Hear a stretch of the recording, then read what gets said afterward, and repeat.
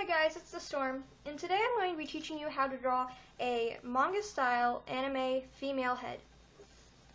Alright, so we're going to start out with a big circle,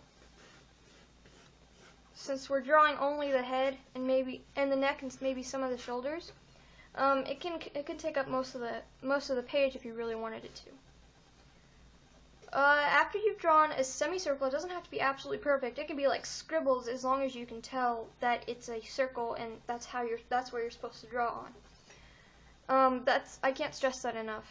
Because I'm a very messy drawer on my free time. Next, you're gonna want to draw a line straight through the middle, a line longer on this side than it is on the top. Next, you're gonna want to draw the eye line, which is a little lower than half. This is the half line of the circle. It's a little lower than half of that. Line. Right there. And then she's going to be kind of young, apparently. Alright. It's kind of difficult making it symmetrical, especially if you didn't draw the line straight enough. If you rely too much on the line, if you're a really messy drawer, you might mess up like I did. Let's see. There we go. And I usually erase a lot. Warning. I erase a lot. I have tons of these, and I went through them all in a week, pretty much. It's part of my technique, my special awesome technique. Next, I always draw the neck, so that whenever I draw the hair, I won't mess it up or overlap into the neck. Next, I'm going to draw the shoulders, or part of the shoulders, since it's a portrait. Alright. Next, I'm going to draw the eyes, because the eyes I usually do them first, because it defines out the rest of the face. It pretty much lays out where the rest of the face is going to go. She's going to be kind of young, maybe in her tween stage. I'm going to copy each design, at least one at a time. I do it a little differently every time.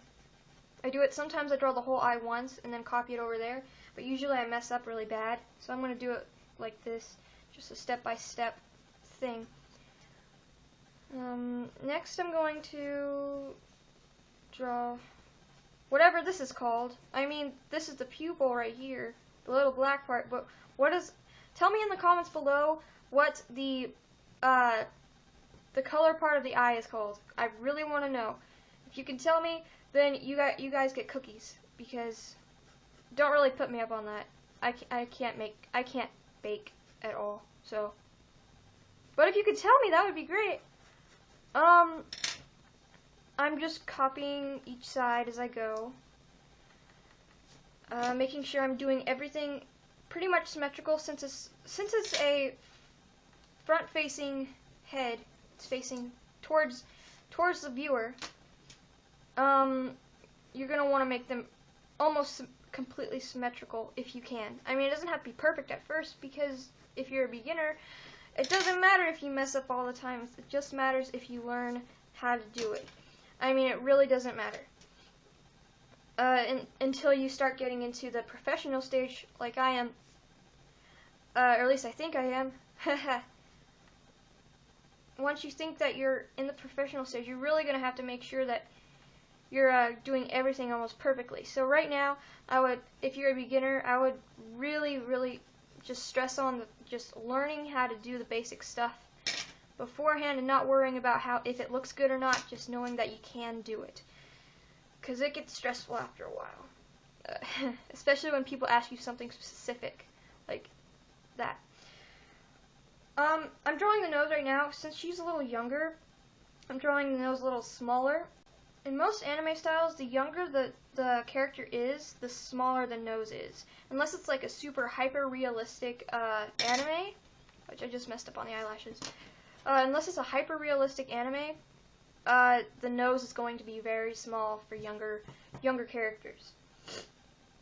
Just making sure everything's equal, and everything's, as you can see, I do erase a lot. Alright, that looks pretty much symmetrical. It doesn't have to be perfect at all. Actually, it's not perfect at all right now. Alright, I'm just going to adjust it. People with OCD are going to hate me because I never draw anything perfect.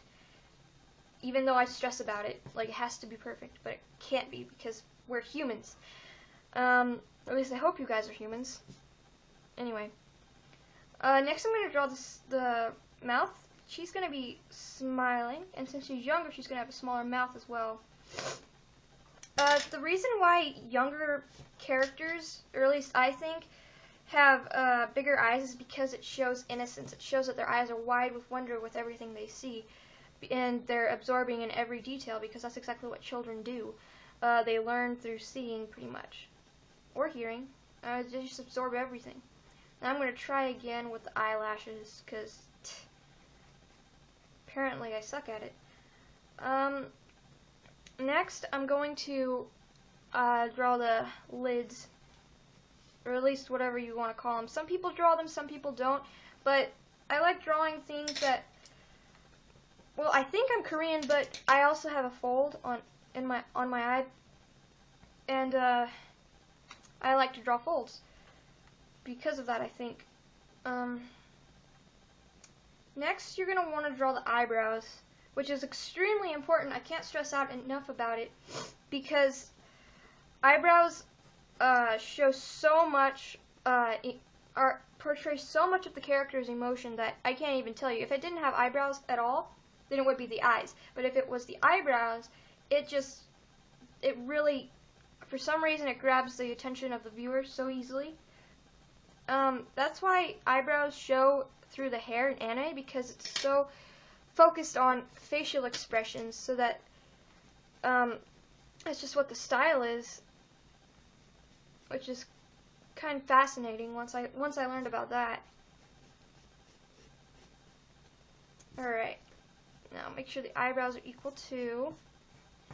She's pretty happy, almost content, especially the way I drew the eyes. It makes her have a more content face, which proves that eyebrows can really make your character look really funky or really amazing, because eyebrows can make any character look weird or amazing. Probably medium-sized hair, or medium length. I'm drawing the bangs first.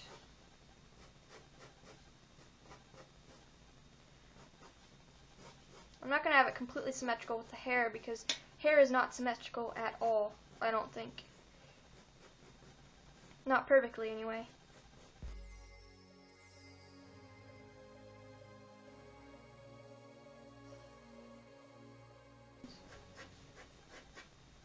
Alright.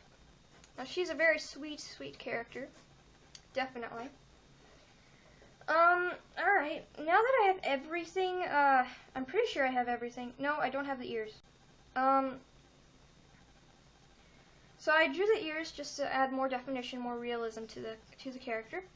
And now that I have everything done, I'm going to want to outline it. And with this one, since this pen, it ran out of ink, which I'm really sad about. I usually use a silica pens. They're really good. They're like the best ballpoint pens I've ever used. But I'm going to use this one instead. I'm using the Precise V5, which I'm pretty sure they're really cheap, and they're at freaking Dollar General. But I think they're good. They write really well. So I'm going to do that, and I'll speed through it.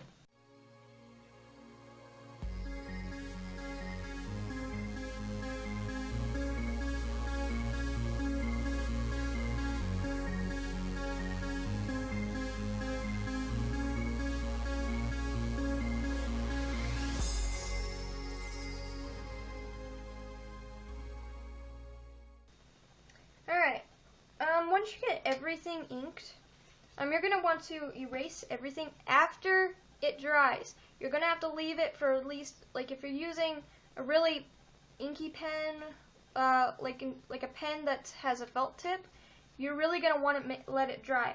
If you're impatient about waiting, I would recommend using a, you're just going to want to use a paper towel roll. Like just a regular paper towel roll from the kitchen. This soaks up all of the excess ink. Just one thing I need to tell you, don't roll it back over. Like only roll it once, because the ink that was already on there will get onto it again and it'll look like, so what you want to do is you're going to, because I'm one of those impatient people, I don't like waiting. So I'm just going to use this paper towel roll. And just roll it. There you go. Turns out I'm clean. I have a good pen that dries really fast. So I'm going to sit that down over there. Alright. Now that I've done that, I'm going to go ahead and erase with my little cheap Walmart eraser pen. So here I go.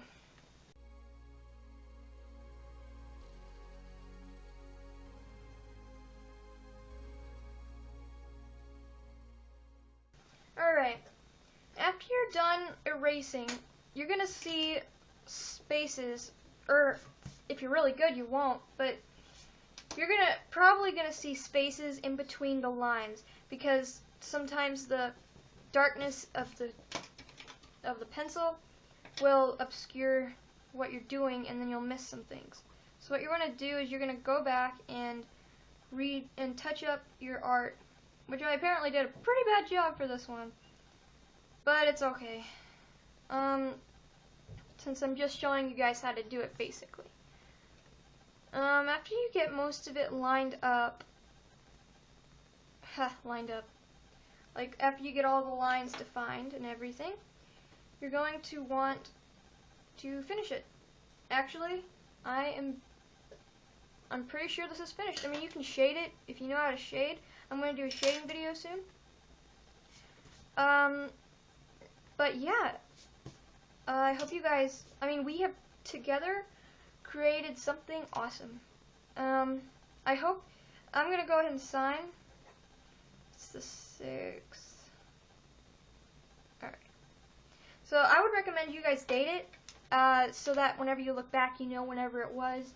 And if someone claimed it to be yours, like if it was your own drawing and you claim it to be yours, you got to sign it and date it and keep all of the copies that you have of it. Because I usually have 2 copies because I have a tracing technique that I use. But I didn't use with this one because it saves time just ink over it. But yeah, together we've created something awesome. I hope you guys have learned something through this, and I hope I helped. Please like, subscribe, and please subscribe and comment. I mean, I'd really appreciate it if you did, and I also like to know what this is called. But yeah, I'd really like it if you guys suggested what I should do next.